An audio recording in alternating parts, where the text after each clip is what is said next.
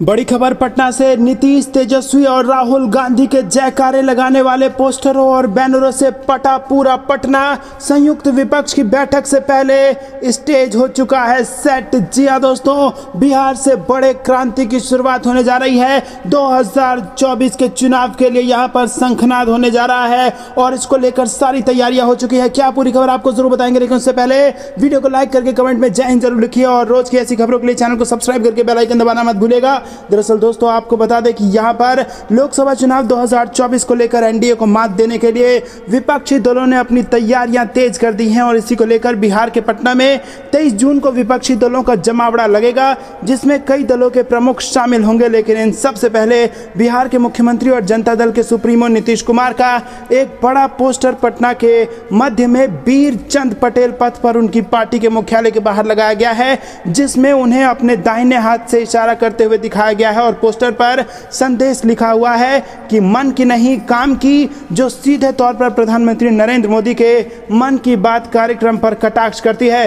Poster के साथ banner भी लगाए गए हैं जिस पर लिखा है आगाज हुआ बदलाव होगा। ये 23 जून को पटना में होने वाली विपक्षी दलों की पहली संयुक्त बैठक को लेकर है और देश भर के लगभग 20 विपक्षी दलों के शीर्ष नेता इस मेगा रैली में भाग लेने के लिए तैयार हैं। विपक्षी दल 2024 के लोकसभा चुनाव सत्तारूढ़ भाजपा को रोकने के लिए यहां पर रणनीति बनाएंगे और सीएम हाउस में 22-23 जून के दौरान विपक्षी नेताओं के लिए दोपहर और रात के खाने की मेजबानी करने के लिए तैयार है, जिसमें बिहारी व्यंजन भी दोनों दिन मेन्यू का हिस्सा रहेंगे। तो दोस्तों, यहां पर कमर कस ली गई है विपक्ष के नेताओं द्वारा। तमाम बड़ी पार्टियां, चाहे वो महाराष्ट्र की एनसीपी हो, शिवसेना हो या फिर समाजवादी पार्टी हो, उत्तर प्रदेश से बसपा हो, सारी पार्टियां यहां पर एकजुटता दिखाई देंगी और यहां पर कहीं ना कहीं बीजेपी की नींद उड़ सकती है इस बड़ी मीटिंग के बाद। आपको क्या कुछ लगता है कमेंट में जरूर बताइए। रुक करते हैं अगली ब्रेकिंग न्यूज़ की तरफ। बीजेपी दंगे करवाते हैं, राजस्थान में नहीं चलने देंगे हिंदुत्व का एजेंडा, अशोक गहलोत ने बोला हमला। जी हां दोस्तों, राजस्थान के मुख्यमंत्री अशोक गहलोत ने बुधवार को आरएसएस और बीजेपी पर बड़ा आरोप लगाया और उन्होंने जालौर सर्किट हाउस में मीडिया से बात करते हुए कहा कि आरएसएस और बीजेपी दंगे करवाते हैं, ये लोगों को धर्म के नाम पर भड़काते हैं। उन्होंने कहा कि बीजेपी गाय को लेकर राजनीति करती है, जबकि गायों की सेवा में हमेशा कांग्रेस आगे रही है। हम गायों के नाम पर वोटों की बात नहीं करते, तो क्या हम हिंदू नहीं हैं? उन्होंने कहा कि कुछ लोग तो सिर्फ राम मंदिर की राजनीति के लिए ही हिंदू बन गए थे, उनका हिंदू धर्म से कोई वास्ता ही नहीं था और राजनीति के लिए हिंदू धर्म को नहीं मानने वाले लोग भी हिंदू बन गए थे। उन्होंने कहा कि हम राजस्थान में बीजेपी का एजेंडा नहीं चलने देंगे, हम राजस्थान में हिंदुत्व का एजेंडा नहीं बनने देंगे। मध्य प्रदेश कांग्रेस के अध्यक्ष कमलनाथ ने बजरंग दल पर बैन लगाने को लेकर बयान दिया और शाजापुर में पहुंचे कमलनाथ ने मीडिया के सवाल पर कहा कि मध्य प्रदेश में जो भी दल नफरत फैलाएगा उस पर बैन लगाएंगे। इसे लेकर बाकायदा सुप्रीम कोर्ट की जजमेंट है, ऐसे में फिर चाहे वो बजरंग दल हो या कोई अन्य दल। रुक करते हैं अगली ब्रेकिंग न्यूज़ की तरफ। कमलनाथ को ओबीसी को 27% आरक्षण देने का वादा, बोले बड़े प्यार से करेंगे शिवराज को विदा। जी हां दोस्तों, मध्य प्रदेश के पूर्व मुख्यमंत्री और प्रदेश कांग्रेस के अध्यक्ष कमलनाथ अब चुनावी मोड में आ चुके हैं। राज्य सरकार को घेरने का कोई मौका वो नहीं छोड़ रहे हैं और बड़े बड़े वादे भी वो कर रहे हैं। उन्होंने शाजापुर जिले में अन्य पिछड़ा वर्ग को 27% आरक्षण देने का वादा किया। साथ ही भ्रष्टाचार के मुद्दे पर घेरते हुए उन्होंने कहा कि चुनाव से पहले भाजपा को बहनें, किसान और कर्मचारी याद आ रहे हैं, लेकिन मध्य प्रदेश की जनता भी शिवराज सरकार को विदा करने का तय कर चुकी है। मैं भी आपको बड़े प्यार से विदा करूंगा। कमलनाथ ने शाजापुर जिले में सुजालपुर में जनसभा को संबोधित किया। रुक करते हैं अगली ब्रेकिंग न्यूज़ की तरफ। असम में विपक्ष ने कुकी उग्रवादी नेता के दावे के बाद सीएम शर्मा का मांग लिया इस्तीफा। जी हां दोस्तों, असम में विपक्ष चीफ मिनिस्टर हिमंत बिस्वा शर्मा के इस्तीफे की मांग कर रहा है और ये मांग मणिपुर के एक कुकी उग्रवादी नेता का दावा कि बीजेपी ने 2017 के विधानसभा चुनाव और 2019 के लोकसभा चुनाव में मदद के लिए उनके संगठन के साथ एक सौदा किया था। इस दावे के बाद ये मांग सामने आ रही है। कुकी उग्रवादी नेता के दावे के बाद असम में विपक्षी पार्टी के नेताओं ने सीएम हिमंत बिस्वा शर्मा के इस्तीफे की मांग कर दी है। तृणमूल कांग्रेस ने गुरुवार को यह भी आरोप लगाया कि शर्मा आतंकवादियों को पूर्वोत्तर राज्यों में सक्रिय होने के लिए प्रोत्साहित कर रहे हैं। दोस्तों, आपको बता दें कि केंद्रीय गृह मंत्री अमित शाह को भेजे गए 2 पेज के पत्र में यूनाइटेड लिबरेशन फ्रंट के प्रमुख एस हाउकिप ने दावा किया था कि शर्मा और राम माधव उस समय मणिपुर में भाजपा के प्रभारी थे, तब उन्होंने राज्य में भगवा पार्टी के नेतृत्व वाली सरकार स्थापित करने के लिए उनकी मदद ली थी। ये पत्र एक हलफनामे के साथ दायर किया गया था और इस साल 8 जून को इम्फाल में राष्ट्रीय जांच एजेंसी की एक अदालत में 2018 के गायब सरकारी हथियारों से जुड़े एक मामले में पेश किया गया था।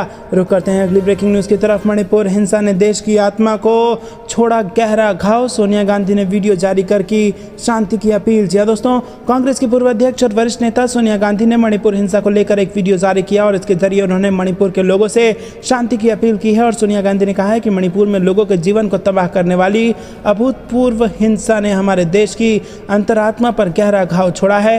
उन्होंने कहा कि मुझे ये देखकर गहरा दुख हुआ कि लोगों को उस एकमात्र जगह से पलायन करने के लिए मजबूर होना पड़ा जिसे वो अपना घर कहते हैं। सोनिया गांधी ने कहा कि हमने लगभग 50 दिनों से मणिपुर में एक बड़ी मानवीय त्रासदी देखी है और इस हिंसा ने राज्य के हजारों लोगों के जीवन को तहस नहस कर दिया है और कई लोगों को उजाड़ दिया है। मैं उन सभी के प्रति संवेदना व्यक्त करती हूं जिन्होंने अपने प्रियजनों को इस हिंसा में खोया है। शांतिपूर्ण तरीके से रहने वाले हमारे भाई बहनों को एक दूसरे के खिलाफ होते देखना हृदय विदारक है। रुक करते हैं अगली ब्रेकिंग न्यूज़ की तरफ। कांग्रेस नेता प्रियंक खड़गे का बकरीद को लेकर बजरंग दल को चेतावनी, कही ये बड़ी बात। जी दोस्तों, कर्नाटक के सूचना प्रौद्योगिकी एवं जैव प्रौद्योगिकी मंत्री प्रियंक खड़गे ने बकरीद को लेकर अप्रत्यक्ष रूप से बजरंग दल और गौ रक्षकों को कड़ी चेतावनी दी और उन्होंने बजरंग दल को कड़ी धमकी देते हुए पुलिस अधिकारियों से कहा कि जो लोग शॉल पहनते हैं वो कानून अपने हाथ में लेते हैं और कहते हैं कि वो इन्हीं दल के हैं और ऐसे लोगों को पीटकर सलाखों के अंदर डाल दो। खड़गे ने एक अन्य बयान में कहा कि पशुधन के परिवहन पर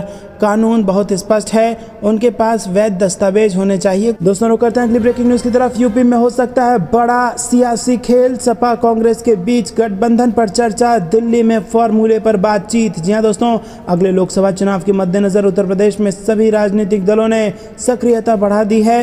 भाजपा और सपा के अलावा बसपा मुखिया मायावती भी अपनी पार्टी के संगठन को चुस्त दुरुस्त बनाने की कोशिश में जुट गई हैं और इस सिलसिले में उन्होंने लखनऊ में एक बड़ी बैठक भी की है।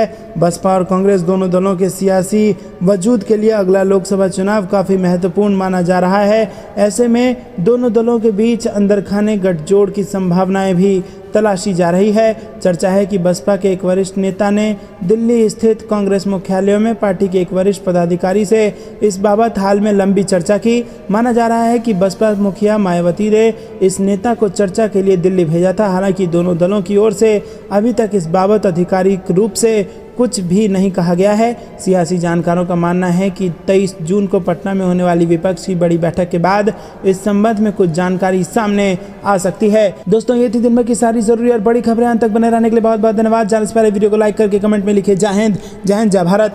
और ऐसे ही खबरों से अपडेट रहने के लिए हमारे चैनल को सब्सक्राइब